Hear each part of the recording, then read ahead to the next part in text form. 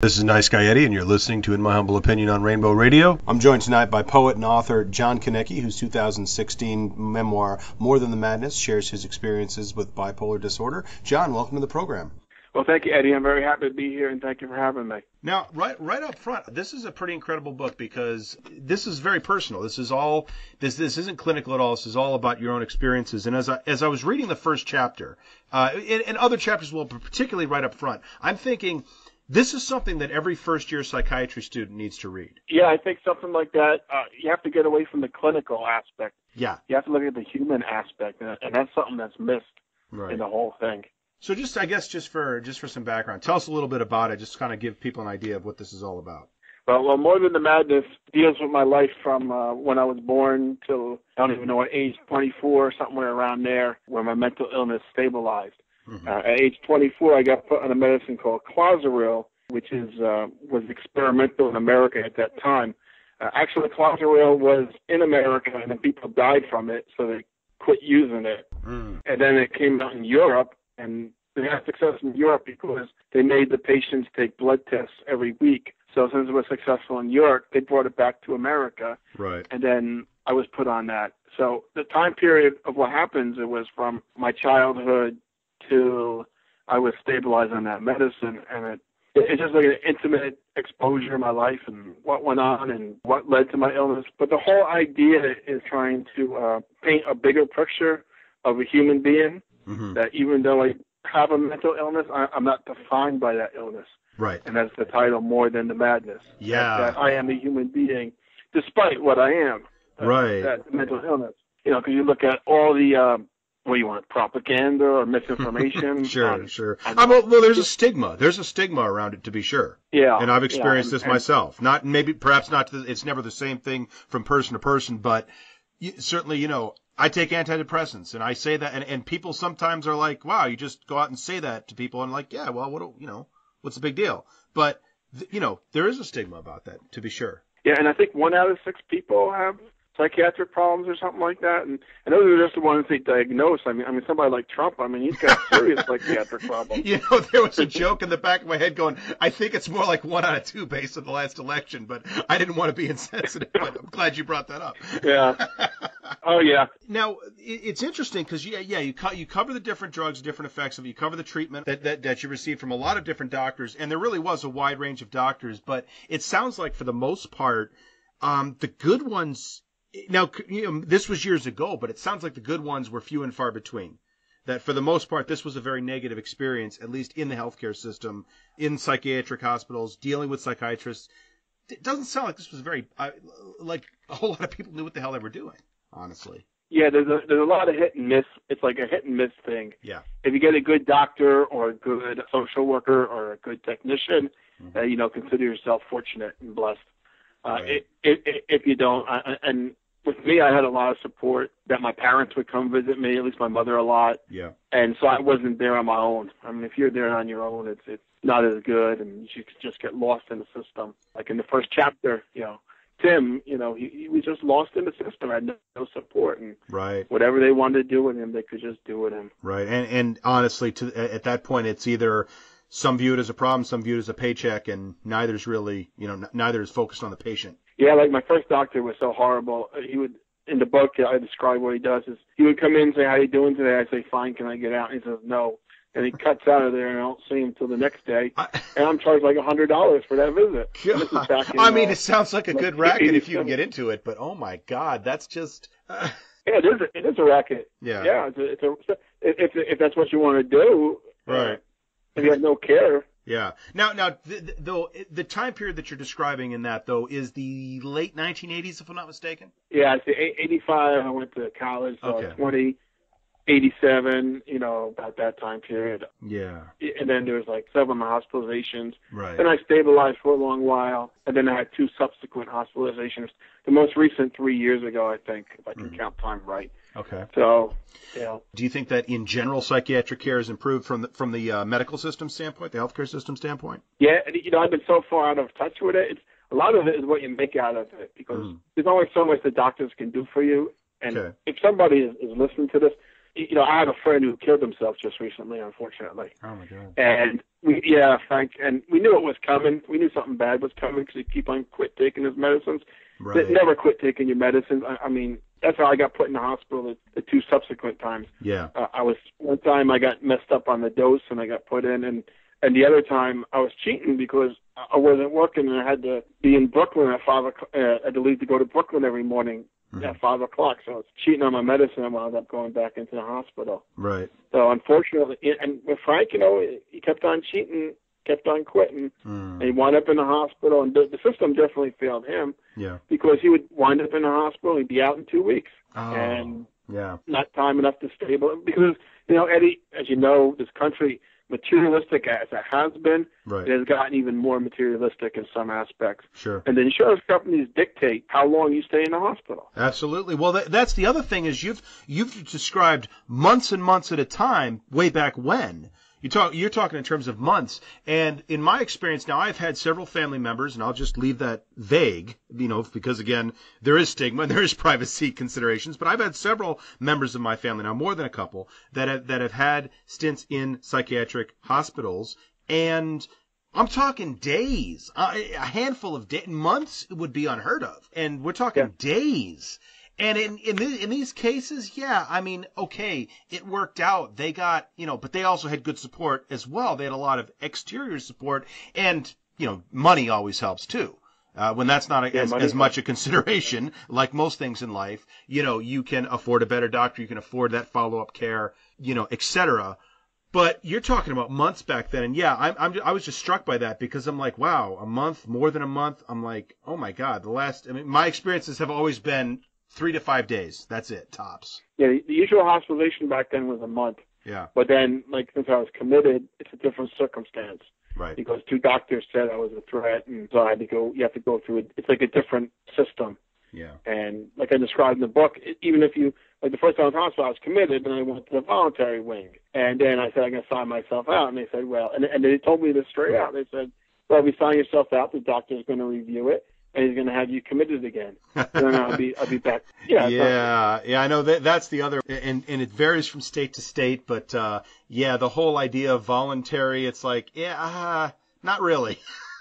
Which can be a good thing if you're getting the right treatment and the right support. That's the key, if you just... Yeah, it depends so much. And unfortunately, the jails are full of people who should be in psychiatric hospitals, too. Yeah, exactly. What as people read this, what do you want them to take away from it the most? I just want to look at it and, I just open myself and, take what you value, look at it as just my life. And I think I'm a worthy human being, and I have positives and negatives, and just look at that, and then in reflection consider I'm somebody who has psychiatric problems. Right. Because most of the people who we probably admire in history would be committed today anyway.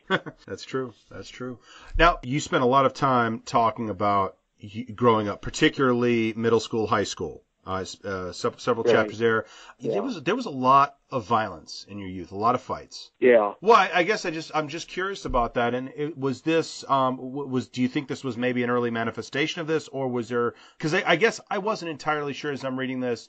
Am I looking at early signs of it, or am I looking at something that's setting up problems later on? And I guess maybe it was a little bit of both, but I wonder if you could elaborate on that a little bit. I think it was more setting up problems. I mean, my grandmother, my mother's side, she had psychiatric problems. I'm not really sure exactly what now. Right. I remember taking her to the hospital with my mother, and she was screaming, and now I know why. But yeah, where I grew up, it was an affluent neighborhood, and it was called Snob Hill. And yeah, that's Snob Hill. the children were just awful there. I mean, a dozen fights. I mean, that's abnormal. I found out how abnormal it was. I was taking one of those surveys for jobs that ask you all these questions. Yeah. And then how many fights did you have in your life?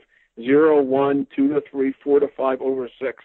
And I'm like, that's crazy. Yeah, and I'm thinking, as I'm reading this, I'm thinking like, excluding kids stuff because kids fight over dumb shit. But I mean, like from, say, middle school on, from like age 12 on, I'm thinking it was like 1, honestly, like real fight. Yeah. And, right.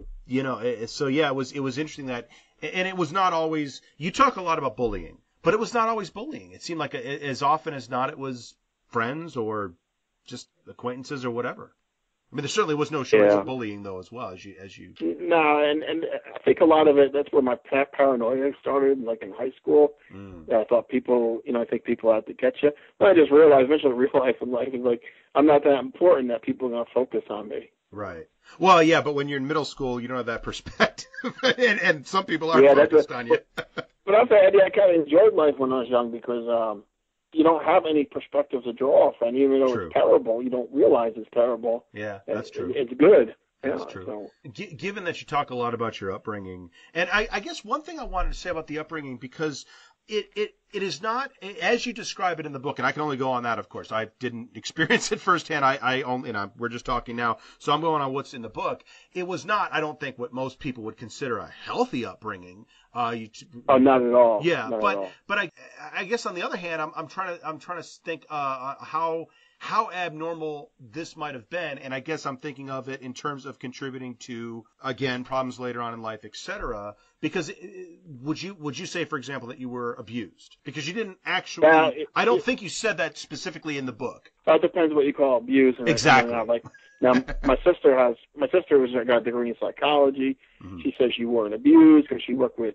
Some kid was beaten and kept in a closet that was being abused. Sure. But it's all a mincing of words. It was not wholesome, like you said. It wasn't. My parents didn't get along. My mother screamed. My same sister, she ran away, and she ran away for like 6 months. You know what I'm saying? So, how healthy could that be? Yeah. And you talk a lot about your father. I say distant. That's a bit of an understatement because you say, I think at one point you said he literally never said he loved you, never hugged you, did not come out to see you play sports, etc. A lot of people maybe don't have their dad around as much as they'd like, but obviously this is a bit beyond that. Yeah, well, in defense of him, he was a child of depression. Yeah. He told me, I expressed my love by putting food on the table. Right. Very old school. Still, you wonder why he had children. I think he had children he thought that some form of immortality if he had children. That was an interesting aspect that you brought up because at some point, I think, to some extent, I think all people, men and women, and maybe, again, a man is expected to get married, have children. I'm thinking old school in that regard, that maybe it was just a thing you did, obligatory. But yeah, you brought up the idea of him having this kind of vicarious immortality through his children. Yeah. I think that was why he had children. He wanted to have 3 children, like he had it all planned out. Uh-huh. And after he had his 3rd children, he had a vasectomy, so he couldn't have more children. Did everything planned out. He was like a scientist. He planned it out. And I don't know if I put it in the book, but when he died, when he was older, he would he would laugh and say, I'm going to die. And when I die, I'm going to discover life's greatest mystery. Mm-hmm. And then he was on hospice, and they gave him. Usually on hospice, they just give you the water, right? And they let you die, but they gave him nutrients. Somehow he arranged it. So he lived a few days later, and the day before he dies, or a couple of days before he dies, this is the man that only went into churches for weddings and funerals. He calls a Catholic priest to come by and give him the last rites. Right. Like, he made a mockery of his whole life. My wife says I've never seen nobody more afraid than him. So. Yeah. Wow. So I guess then, where do you fall in the whole nature versus nurture in terms of what makes somebody a good or a bad person? We're going to get to that religion in a minute, but also in terms of what makes somebody a good or a bad person, but also in terms of where do you think the nature of mental illness comes from? Do you think that it is entirely internal, or is there an environmental aspect in terms of, for example, in your case, how you were raised? I think it could be. I think sometimes it's just nature sometimes, and most of the times it's a combination. So, but back to my dad, I think what happened to him is that his dad died when he was relatively young, and he got drafted at the same time. So I think that's what messed him up. Right. Yeah. So. One more question on the bullying, because again, and you talk a lot about this, and of course it sounds like you had no issue as a kid standing up for yourself. Certainly, it seemed like you could take care of business. At a certain point, it's not really an option because right. Well, it didn't. I mean, you talk later in life, and this was a change, and I want to talk about this relative to your religious awakening and whatnot. But at some point, you realize maybe the bigger thing to do is just to walk away. I mean, I'm not going to let you rent space in my head, so to speak. And that seemed to come later in life. Early in life as a kid, Yeah, I mean, they were going to bully you, but at some point they were going to get socked, and you were going to lay them out, and that was going to be that. And of course, the wrestling helped with really that. Lay them out. Well, the wrestling and whatnot. There were some interesting scenes in that. Just this was there were you didn't shy away from sharing that, I guess is what I'm saying there. But it also didn't seem to help. I think maybe I don't know if that was the lesson, but it didn't seem to help all that much. And I'm curious what you think about today. We have two schools of thought. We have these sort of anti-bullying campaigns that go on, and then you have people that say, just teach these kids to toughen up and stand up for themselves and that. I'm kind of curious, what do you think we need to be doing? I think I'm a strong advocate of the anti-bullying, because there's my friend Fred from Montclair. He told me the story. He was like in some role, I forget what role he was, and this kid, he was adopted. He went around beating up kids all the time. He was a big kid. Yeah. And then his dad who adopted him, he was putting pressure on him not to be a wimp. Right. And also he's going around beating up kids. Yeah. Yeah, I mean, you have to intervene in those cases. It's not right. You can't let and the severity of the bullying now. They come out with knives and guns. Mm. I can understand why people at Columbine, I think that was the first big one, yeah, would come to schools with knives or guns to kill somebody. I can really relate to that. Mm. If I had that option, I don't know what I would have done. Right, that's a scary thought, because you're right. Back then, it was unheard of. You're a few years older than me, but it was the same time period that we were. I think I was in middle school when you were in high school, kind of a thing, and I think I was in middle school when you were in college. But it's only a few years difference, and yeah, I never thought about the idea that somebody at school would have a gun, for example. That was not even a thing. Unheard of. I think the first one was Columbine. Remember Columbine in Colorado? Absolutely. And they came out. Yeah. So you think the schools definitely and society in general, shall we say, definitely needs to do more on that front then? Yeah, teach people a different way. I mean, we're such a aggressive country. We're such a hateful country. Mm. The ego of our country, when they chant, "We're number one." What are they telling? What are they saying? You're number one. Right. Right. You're number one at prisons. You're number one in spending on war. I mean, what are you trying to say? We're not number one in math. We're not number one in reading, literacy, healthcare, anything important. Yeah, we good at killing people. Yeah. That's our expertise. And that's a pretty good. I think that's a pretty good segue into the other theme that is really, I would say, as equal, I would almost say, as a theme to the idea of mental illness and exploring that and bringing humanity to that. And that's religion, and that's your own experience.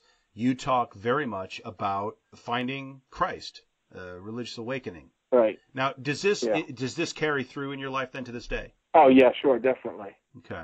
Definitely, without a doubt. Matter of fact, when I try to impress people, I tell them, I say I'm a missionary to the inner city. That's what I tell them. Because I've been down there. I don't know, you familiar with New Jersey, Newark, New Jersey? Oh yeah. Yeah, then the South Florida, Newark. I'm from Detroit, and we don't go to Newark. No, okay. Yeah. So I go down to Newark, I go down to Irvington, I go down to Hillside, and I've been there for 10 years with my wife, and they've accepted me at this point. Right. I mean, a lot of people, the drug dealers on the corner all know me, even though they rotate. Right. and so basically, now and to be clear, and again, you talk about this in the book. You gave up alcohol. You don't do drugs. All of that. This is all about clean Christian living now. And basically, they just know you're the guy who's going to come and you're going to preach. You're going to try to reach out to folks. They just leave you be, huh? Yeah, it's funny because the drug dealers, I don't know why. Well, I know why, but they do shifts, because when they're organized. So when they do shifts, the police don't know who's who. Right. So it's just I've been down there for almost 10 years now, I think, and just recently the shift changed. So a couple of them started selling drugs to me again. Actually, it's the first time they tried selling drugs to me. They never did try selling drugs. Okay, you must be new here. I know. Yeah, well, they see a white guy in some place where it's maybe there's I know of one other white guy living in the neighborhood, and I don't live down there, but I go down there, and they just assume I'm there to get drugs. Yeah. So there's no other reason. One of the things, one is struck, I think, by the level of faith that you have.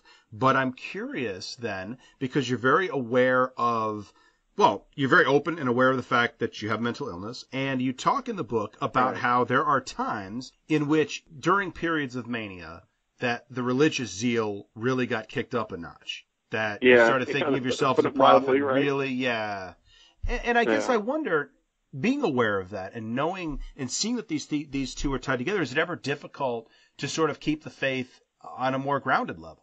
Well, this is what I had a good doctor. He passed away by now, I'm pretty sure. Mm-hmm. And he's kind of like a buffoon. I think I put him in the book. It was like the Carol Burnett show. Right. You'd walk into his office and he'd say, "Where's your blood test?" And he'd fumble through his papers and he'd never have it. And he'd buzz his wife, the secretary. But he was a good doctor, actually, because he cared about me. Right. And what he did was he set up the warning signs, so I know. So I know what to watch for. If I'm not getting tired, Well, not getting tired after not sleeping properly. Like if you don't sleep for 3 days and you're not tired. Yeah, something like that. But you try to catch it earlier than that. That's the whole idea, to catch it earlier. Right. So he was the doctor that put me on Clozaril. Yeah. So that kind of almost ended my story, but. So he was a good doctor that he cared for me. He was kind of a bumbling buffoon, but God bless his soul. Yeah, well, he meant well and he did good. And it sounds like that's almost the most important thing. That was kind of my takeaway: is you can have all the skills in the world, but I'd rather take sort of a buffoonish guy who actually cares than the most competent guy in the world who doesn't. Yeah, because it's just a job to them, and you call them late at night or you need something, and they'll just drop you they won't care. That's how the world is. If they don't. Some people, if they can't profit, they'll just drop you. They don't care. No, I learned that when I went to the hospital the first time, where all my friends were. Mm-hmm. not to come visit me. I'll tell you that much. Yeah. Yeah. Now the other, because you're also one now. Okay, you talk very much about this kind of awakening in you and this sort of rediscovering Jesus. You were raised Catholic, but not really strongly in the church. I can relate to that. I think the Catholic Church lost me around age 5. Really? Well, that's soon, huh? They were telling us the story of Genesis and they skipped over the dinosaurs, and I'm like, what the hell? You missed the best part. And I don't remember what they told me, but whatever it was, I remember walking out of Sunday school going, okay, this is bullshit. I'm going to hear a lot of bullshit, and I just got to hang on to what I know is right and go through the motions. So they lost me. My mother would read to me about the dinosaurs, and I love dinosaurs. She'd get me books on dinosaurs, but she couldn't pronounce the names, and I was saying them all wrong till now. I don't know them right now. When you talk about your faith, and this is kind of where I'm at first. I'll admit I get to I read the first chapter, and it's very much about your experience in the hospital. I read the second chapter, and by the third chapter, I'm hearing about Jesus, and I'm going, oh, is this going to be one of these books? Did he do a bait and switch? Oh, okay. But one of the things that I found interesting, though, is that you're very critical of a lot of the same. Now, I'm agnostic. I don't follow a religion. I don't necessarily think that I know there's no such thing as God. I just don't believe in sort of the man-made constructs. I'm open. I'm open to there's ideas. A lot of that out there, the man-made constructs. Well, exactly. Like and you're very critical in this book of the very things that drive me away from religion. For example, you talk about, you didn't actually use it by words, but I recognized it as prosperity theology, which is this idea. You talked about one woman that you ran into who was convinced that because she believed in Jesus, she was going to be rich. Right, in Oklahoma, yeah.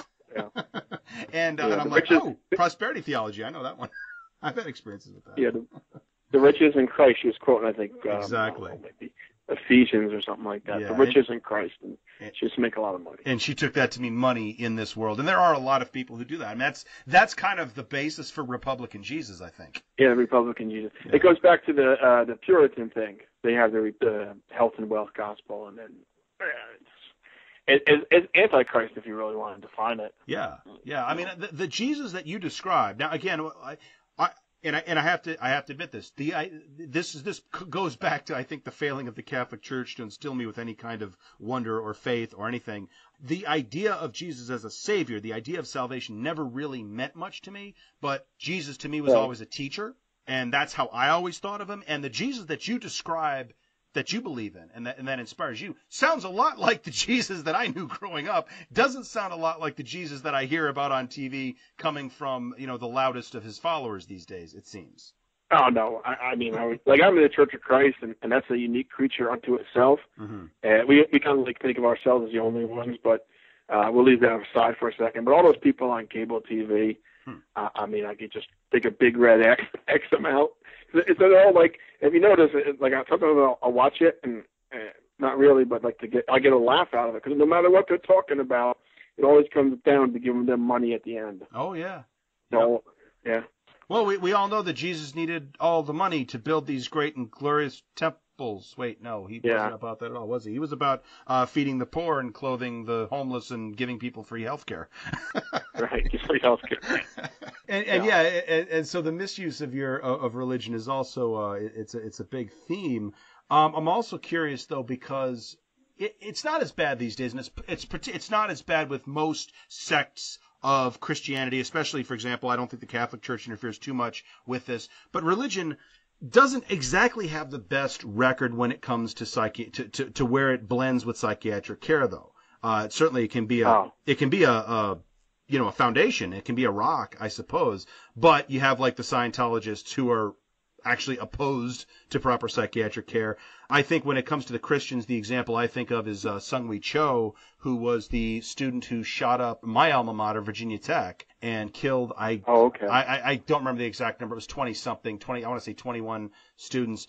Right, his parents saw warning signs of problems. They went to their church, and rather than refer them to a psychiatrist, the priests and whoever at the church, they prayed with them, and they prayed for them. And I'm like, yeah, that's not going to fix this. And again, I kind of wonder, as you're going through this, you recognize very much the need for proper support, proper therapy, proper medicine, but at the same time, you're drawing a great strength from religion. Let me refer. Well, how would you describe that? Because that's not the right way to say it. Belief, faith, if you. Yeah, I think strength is right, or it gives you something to believe in. Yeah. Because there are times, and just to sit down and spend all your day lying in bed thinking how you're going to kill yourself. Right. It's miserable. You got to have hope in something in the world. Sure. Do you think that without that? Do you think that without that, given medicines, given therapy, do you think that without your faith, I'd probably be dead if I didn't. Really? I'd be dead. Really? Yeah. Is that? Because I wouldn't. I mean, my whole life up until I became a Christian, I was searching for something. I was empty. I needed something to fill a void. I didn't know what it was, so you take alcohol, sex, drugs, anything to get that rush, and then Yes, please. Like in school, my first semester, I got a really good grade, and then it was empty, and I tried the next thing, Yeah, that was an interesting thing too, because you always talked about every time you were in a new environment or something, like when it was new and when it was interesting, you were a straight A student, but then that left you empty, and then it fell off very quickly. Well, what happened is I got a B in humanities, so I figured, I can't get all A's for the rest of the college, so why bother? Wow. Yes. If I got an A in that class, who knows? My life might have been different. But I got a B. And I guess just on this one last thing on this one, then because you don't strike me as a very judgmental person. I mean, literally somebody can be coming up and verbally abusing you, and you talk about turning the other cheek. So you don't strike me as somebody who's extremely judgmental of other folks. You seem to understand that. At least now have that understanding that if somebody else is being an asshole, maybe there's a reason, maybe there's something going on in their life. Yeah, exactly. But how difficult is it for you then when you see people using Jesus to justify their bad behavior, whether it is hating a fellow man or, for that matter, blowing up an abortion clinic, or even when you look at Islam and what's going on in the Middle East, I mean, there's religion in general, shall we say, is a cause of an awful lot of, or I don't want to say it's a cause, it's a justification for an awful lot of evil that's going on in the world. How do you take that? Every religion is a religion of peace when we have constant war, right? Yeah, exactly. Well, yeah. I mean, I look at that both as an idealist and as a cynic. I say, yes, that's absolutely true, and yes, that's absolutely hilarious. But I guess how... Well, when I talk to people, like if I want to say something abstract, it's one thing because I'm not addressing a human being face-to-face personal. So I can handle it in a different manner. Right. I'll say something abstract, but no, you got to criticize certain things. You got to condemn war if you're a Christian. Sure. You can't support war and be a Christian. Christ was all about loving, and he died on the cross. He says, "My kingdom isn't out of this world. It was my followers would fight for me." Right. He died on the cross, so he didn't fight. And you have all these people, these evangelicals. I don't even understand. I mean, Donald Trump has his wife who, first of all, Donald Trump has been divorced twice, and his wife was a prostitute or something like that, or prostituted her body in photographs, whatever. Sure. Be that as it may, and they all embrace the man like he's the the next Messiah. And some Right. people have literally said that. I don't even really care about Melania Trump myself. Like, okay, she was a model. Okay, if that's what you want to do, I mean, whatever. I'm not going to judge that. But the hypocrisy, I cannot let that lie. Because you're right. Were the shoe on the other foot, they would never. Yeah. You couldn't run. A Democrat could not run with Melania Trump as his wife. And forget a black Democrat. Yeah, I understand. I got nothing against. I don't want to, talk bad about the woman. I mean, well, I don't know her. And, yeah, and people got to do things in life to survive. Like Maya Angelou, she was a very famous poet. Yeah. And she was a prostitute. I started reading her book. I Know Why the Cage Bird Sings, and almost at the end of it, and I stopped reading because she's got like 5 books in her memoirs. Right. I'm like, oh no, it's all overdone. But you do things in life, and they're hard choices, and sometimes you make wrong choices, or sometimes maybe she just enjoys it. I don't know, but I'm not knocking her. But the whole hypocrisy of it. Yeah. Yeah. I think that shows the extreme politicization of religion, and that's just a dangerous mix. I think there's this idea maybe when some people that if you mix politics and religion, it somehow cleanses politics, but I don't think it does. I think it sullies religion. I think it's the opposite way. I think people have these set of beliefs, then they come to the Bible or whatever book. Mm-hmm. Let me just say the Bible because that's where my expertise is. Yeah. And they'll come to the Bible and they'll want to pick out what they want. Sure. And then use that to validate their views. Absolutely. I mean, they'll ignore the whole spirit. And Matthew 23, Christ never had a problem with the prostitutes or the tax collectors who were thieves or even the police at the time. Yeah. But the Pharisees who were teaching wrong, he let them have it. He called them a brood of vipers. You go halfway across the world to make somebody twice the son of a hell you are. He really let them have it. He told them the truth, and that's why they crucified him. Yeah. Yeah. And that seems to be what we have most of today. I just look at these guys and I'm like, have you read the Bible? You know about the Pharisees? Because just saying. Yeah. Yeah, take a mirror. It's funny in the Book of James, King James. I use the King James. So it's a glass. You look at it, and you got to see yourself in it. You got to be honest. Unless you humble yourself in the sight of the Lord, He'll lift you up. You got to be honest. You can't look in the mirror and think you're perfect and. Right. And then you go around killing people and it's so insane. They're against abortion for some reason, but then they can bomb cities. Right. Full of children. Full of children. Fine. Yeah. Yeah, exactly. Yeah. Well, I mean, you're going to pregnant ladies. I mean, and again, I can understand a moral opposition to abortion, but I can't understand using it to justify killing somebody because isn't that the problem? It's like, but yeah. So yeah. So back to your question. Yeah, if I'm talking to a person, I always try to remember where they are, and sometimes I guess you just lost, and you really can't come down too heavy on these people personally. Mm-hmm. But as far as making in my poetry book, I kind of lay it out, right? You got to lay it out at some time. But there's different circumstances, and the circumstance should dictate the behavior. Sure. But, and it's interesting that you bring that up because, of course, the other book that I read of yours since we first spoke was Poetry to the Poor, which I believe had the subtitle Poetry for the 99%, I believe it was. Yeah, Poems of Hope for the bottom. For the bottom 1%. That's it. Poems for the bottom 1%. Explain that title a little bit. What is that all about? Well, I was writing poetry for a long time, and then I wanted to, I had the first poem, Poet to the Poor. Mm-hmm. I said that's a good title for a book. And then actually the woman who did the memoirs, I signed the contract to do the memoirs, and that went through a very long process to get done because I had to write the end of the book because I had a lot more material. Mm-hmm. And I actually had so much material more. And it was well over 100,000. The book's a little over 100,000. I was almost at like 200,000. So I had to cut it down. Yeah. Yeah, I had to cut it down. Yeah, I'm ready for the sequel. Right. Yeah, I mean, 100,000 words. That's a long book, and you got 200,000 words. That's definitely more than almost maybe 160, 140. Yeah. I can't remember exactly. But yeah, so I had to cut it down. We decided to end it where we did with the clause where it was a happy ending. Right. Everything's well.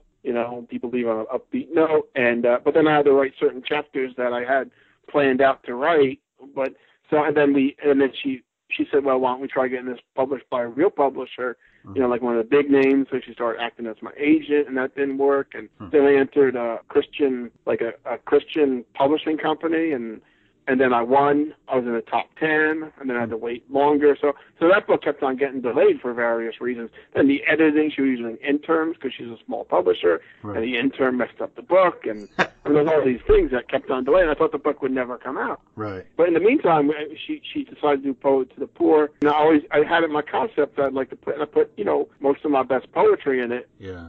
So that came out sooner, but I mean, she had the manuscript for, working on that manuscript before Poet to the Poor. It took well over a year to get More Than the Madness out. Yeah. One of the things, because you sent me some notes ahead of time, and apologize for not responding back more specifically to these, but you wanted to examine the role of the artist in terms of grassroots movements to preserve rights that we strive to maintain. And I think that I think that's a big theme, at least that I see within Poet to the Poor. I guess tell me a little bit about that and a little bit about what you were trying to say and what your message was with Poet to the Poor. Yeah, well, Poet to the Poor, I mean, kind of like everybody's a human being. You have to recognize that. And we're all human beings. And that's why I always try to keep in the forefront of my mind when I'm talking to anybody is that person is probably the most important person to them in their life. Very few people put anybody but themselves, put them before themselves. Everybody. So you got to treat everybody, with this kindness and love. I mean, it's just the fundamental aspect of Christianity. But all these marginalized people and people that are pushed aside, because the world is cruel. Yeah. In that if you can't cut it, they'll let you die. Right. Sorry to put it that way. And and I think that's very realistic. I mean, that's unfortunately, I think many of us don't want the world to be that way, but even the most idealistic of us, I think, have to acknowledge that this is the state of things. Yeah. And this is in America. I mean, this is in America, let alone the rest of the world. Oh, yeah, America, sure. Yeah, this is not, we're not talking about third world, developing, living in the jungle. We're talking about first world. America very much has that attitude. Whether we believe that's the right way to do things or not, some do, I guess, but very few people would put it as bluntly as you just did, or admit to that. That's true. So what do we do? What do you think that we can do then, and especially in light of where we're heading at the moment, with the recent election and I don't think Donald Trump is a bad thing in the sense that if Hillary Clinton got elected, she would continue more of the same. And I think more of the same would have gotten us into World War III. And that was my primary concern. You don't think Trump's going to start World War III with his Twitter account? Yeah, probably. He probably will. I mean, that's just it. I guess I'm no less concerned. It's like playing roulette and betting on red instead of like 1 to 18 or however it goes. I mean, this is true. This is true. It's scary. What to do? Like Joe Hill, right? You know who Joe Hill was, the songwriter, right? Right. That was the second poem. That's gonna be the best poem I ever wrote. I'm never gonna write a better poem. Joe Hill. Yeah, Joe Hill. He was with the IWW. He was the songwriter. Well, no, I mean the poem. Then that one's. You think that's your best work? Yeah, I think it's my best work without a doubt. I mean, but Joe Hill, they're gonna kill him. He was executed by the state of Utah, and he wrote a letter to Elizabeth Gurley Flynn, the rebel girl. He said, "Don't organize," and that's what we got to do. We got to organize. We got to get people together that are willing to take action. And blogging on Facebook really isn't much action. No.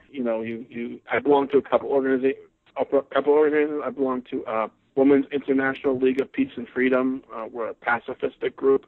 Was founded during World War I. I forget, to end World War I by women. And I've written. See, I don't believe in the system, but I like to write letters to politicians, like a petition sign. I vote every election. I participate in protests. But honestly, the goal has to be to end the capitalistic system, because the capitalistic system, as long as it's intact, will always be motivated by that profit thing. And when you teach people that being wealthy, this goes back to religion, being wealthy is your happiness, you're messed up. You're dead right there, because you put mammon in front of humanity. True. You're dead. True. Like the Native Americans made their children, when they had a possession they liked, they made them give it away. And it was to teach them not to get attached to material things. Right. And in our society, hey, you see the bumper sticker? Whoever collects the most toys when they die wins. That's a very 1980s bumper sticker that is every bit as relevant today. Yes, absolutely. Yeah, that's what I saw in Hoboken in my front of my fraternity. Yeah. You know how certain things catch your mind and make impressions. Right. Come on, though. It is some of the stuff is pretty cool, though. You gotta admit it. You mean the toys and gadgets? Yeah, it's cool, but No, but yeah, it can't all be about that for sure, and we have lost our way to a great extent with that. I'm not a very religious man, and I agree with you wholeheartedly in terms of the materialism. You ever hear of the Move People? I talk about the Move People. You know, you remember the Move People? They bombed them in Philadelphia. Yes. Yeah, John Alper, his philosophy is just get rid of all technology. We don't need it. But that's something else. Not so sure I'd go that far, but I'm an engineer by day, so and you're an engineer as well, if I'm not mistaken, right? So I'm not so sure. That's what the book says at the time. I was an engineering assistant or engineering technician, and then I became. Now I only finished 2 years in engineering school, so. Okay, I got you. Now I wonder, because there was one that jumped out at me, and this is why I think I have to go back and read a little bit more carefully. Tea with Joe Hill again. If you tell me that that's the best in your mind. That's the second one. That's the second one. Well, I'm looking at it now. I had to scroll back because I'm on my phone in Kindle, and it's like you can't move like 50 pages all at once. So I've been sitting here like swiping this whole time to get back. But I'm gonna have to take a closer second look poem, at that. Yeah, but one that jumped out at me, and I think it hits upon a lot of what we're talking about in terms of protecting the rights and integrity, particularly integrity, of all members of society, especially the disenfranchised. And this is Nothing People. Yeah. And I wonder if you'd tell me a little bit more about this. You had mentioned something about the state of mind that you were in when you were in what you were going through when you wrote it. Can you tell me a little bit about this? Well, what happened was my parents both died in the same year, which was really, I guess, difficult in hindsight, even though I went through it really well. They got a lot of support. But I had my wife and people from church, and even, I was at a new job, and a couple of guys from the job came. So I had a lot of support, and I did well. But that left, I guess it hurt me. Sure. And so I needed an artistic outlet, and I started writing poetry again. And at that point, I only had one poem published in my life.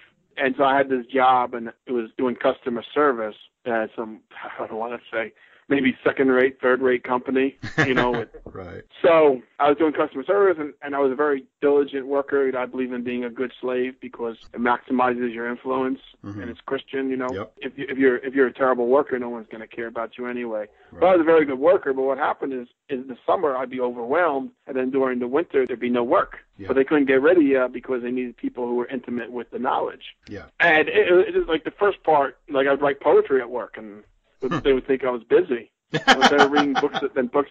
I used to read books on Native Americans, but they kind of frowned on that. So I tried to do the poetry, and I wrote this, and that's the original part. Is like when I gave it to my colleague, he says, I thought you were talking about us, and then you can see. But so I took the microcosm of what we were, and I put it into the macrocosm of society. And the thing is like we'd have like people come down, and they were like from China, and they would come down into our area, and like they would talk to each other under their breath and talk in Chinese and point, and like we're just like sitting there, and they would never say hello, or, you know what I'm saying? Yeah. They just like we were inanimate objects, like a computer, like they're looking at machinery. Right. And I think there's an awful lot of folks in a variety of professions and from a variety of walks of life that can relate to this, can relate to essentially being that nothing person, that replaceable commodity. Yeah. That piece of furniture, that piece of machinery. Yeah. I wonder if you could do me a favor, and this is also for the benefit of those listening because I'd like to share it with them. Would you mind doing a reading of Nothing People? All right, I'll do it. I practiced this twice for you. Okay. It's a long poem. It is. Right? Yeah, I'm going to get my money's worth. I was going to pick a short one.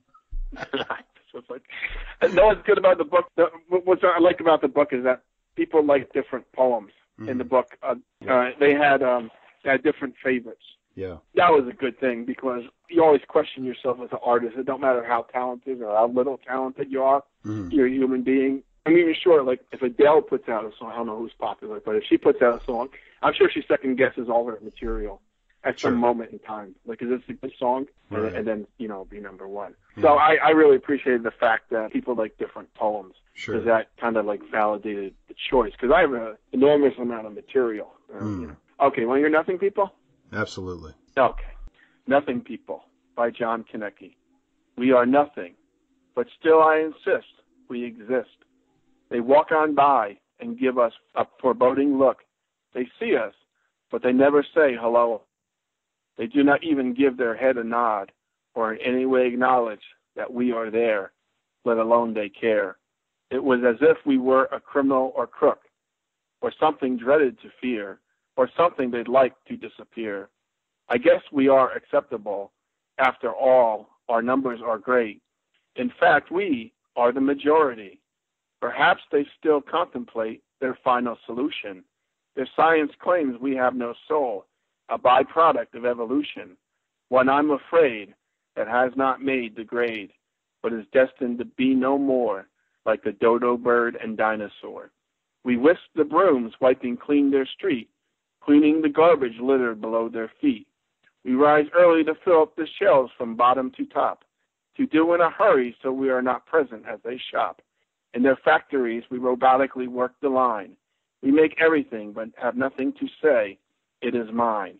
We answer the phone, call after call. We answer the phone, sitting up late in later hours in silence alone. We work the registers to accept the money as they pay. They curse at us and grumble at us. In turn, we wish them a nice day. Our fingers grow weary from typing their papers and letters, and then we are lectured on how we should respect our betters. Mountains of paperwork are made to nothing as we file their forms. We work without ceasing, cleaning up after the storms.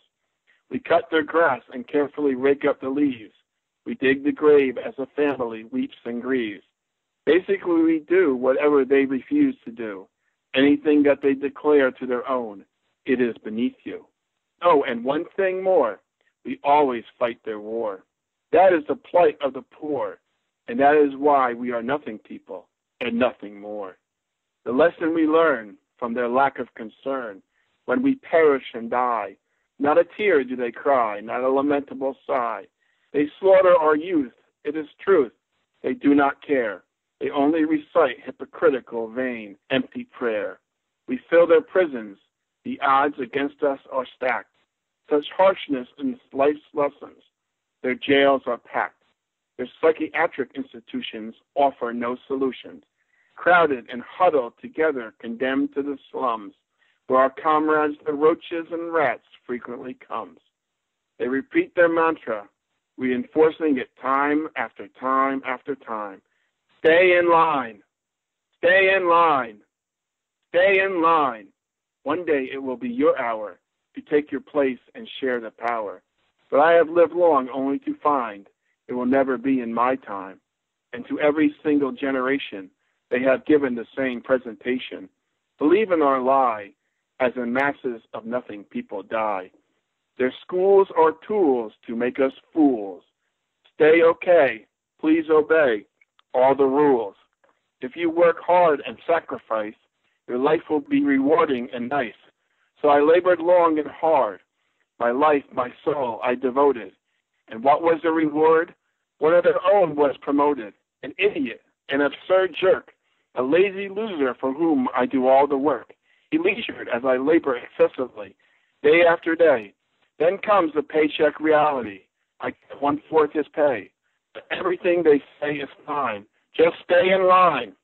They said you should be glad for the little you had. We are nothing people, of that I am sure. Nothing people and nothing more. How they complain about the nothing people domain. The hood is a savage, vicious misery. They say that, but I wish they would examine their own history. They walk with an arrogant swagger, condescending and certain. But they are sure, but then again, they have never been amongst the poor, except for a drive where they prayed and prayed, begging God just to survive, that their car would not break down in the wrong part of town. They dwell in their middle-class oasis and give their police praises. When they arrest someone dark, they are filled with delight, especially if it is at night. They use these names, such vile words they use, the derogatory appellations which they abuse. They speak them boldly without fear, except when we are near. But that is no crime, because we are nothing people, not even worth a dime. They dream and plot a vision grand, yet we are forgot and not included in their utopia land. It is true, for a select few who have sold out every fiber of decency, who have compromised immensely, that one must say they are no longer us but they. They are no longer who they are. Yes, they have gone that far. Still they are spat upon, a two-faced Uncle Tom. They are still nothing people like you and I. The only difference is that they wear a tie. But nothing people are genuine and real, and nothing people care and feel, and nothing people may be treated as second best, but nothing people are truly blessed. For nothing people have not sold their soul, and we understand that love is in control. So call me whatever you will. I will persevere and do God's will. And I will do what is needed and do it with laughter, for truly the servant is the master. And I have a secret that nothing people are really much nearer. If they'd like to see one, they should look in the mirror. Wow. Thank you. Yeah, you're welcome. There is so much. There's so much of that that I'm just like. I mean, again, I don't necessarily want to put myself. I don't want to oversell my own story, but I'm just like, there's so many instances in that I think somebody can relate to. That at some point in their life they've seen. Yeah, I know exactly who you're talking about. Well, that's the whole thing with poetry. Yeah. Why that's another subject. But poetry has lost its way because in modern poetry, you read it and you can't relate. And that's why it's dead. And hence, this is why it's poetry for the bottom 1%. But, well, I would hope but anybody could relate to that. I Absolutely. think, even if you're in the top. I mean, it would be a condemning statement to them, but they would know what I'm talking about. Instead of some vague, Yeah. No, I'm glad you can find yourself in it. That means it was successful. Absolutely. If you got something out of it, if it touched you in some way or whatever, then many times.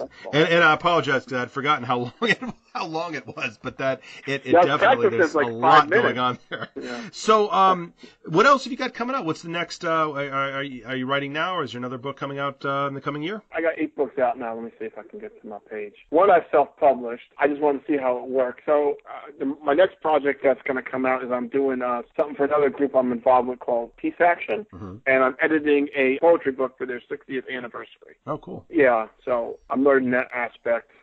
They're going to help me with the cover, but I got 8 books out. I got my first book, Murmurings of a Madman, that talks about when I was in a state psychiatric institute. The same one Woody Guthrie was in, by the way. Oh, wow. So I'm kind of proud of that.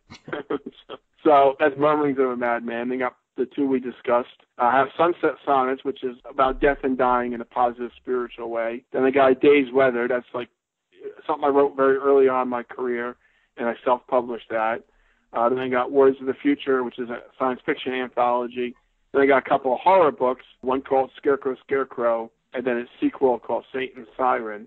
And that's what's out now. So in the future now, in addition to the poetry book for the Peace Action, New Jersey Peace Action, I have a contract signed for 2 more poetry books. One is called In the Mind of Magoo, which is about a man who is paralyzed and he can only move his eyes, and he's in a nursing home. And he has all these fantastical dreams, but he can't express nothing, so he's kind of going through hell. And then another book called Myroniac, which is, if you're familiar with my memoirs, it's a fantasy book, but it draws a lot on life. Like I think most authors do that. They steal from life and they put it down as fiction, and then people say, "Wow, you're brilliant." But no, it's just stealing from life, and you don't got to make everything up, So if somebody was intimate with my life, they would be able to pick out the characters.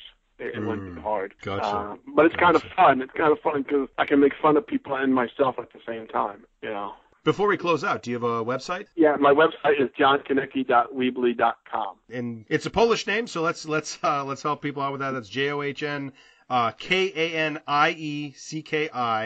Weedly. And I will do poems on request too. Like I'll write people poems. Well, definitely looking forward to that. I'll definitely be checking out some of the horror books that you were describing. More Than the Madness, which came out last October, is available on Amazon. John, thanks so much for joining us. Oh, thank you, Eddie. I want to thank John again for coming on the program. I had a great time talking to him. I also really enjoyed this book, and I highly recommend checking it out, and also checking out Poet to the Poor, Poems of Hope for the Bottom 1%.